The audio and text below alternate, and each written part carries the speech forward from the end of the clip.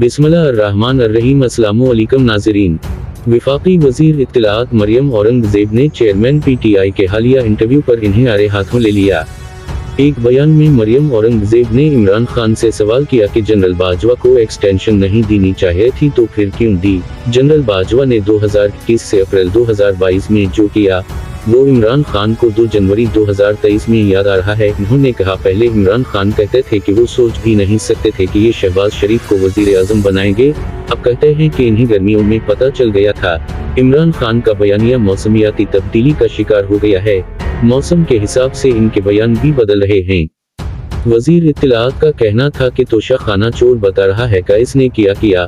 खान साहिब, पाकिस्तान को डिफॉल्ट करने का आपका प्लान फेल हो गया। नाज़रीन, अपना ख्याल रखिएगा। खुदा हाफिज। पाकिस्तान जिंदाबाद।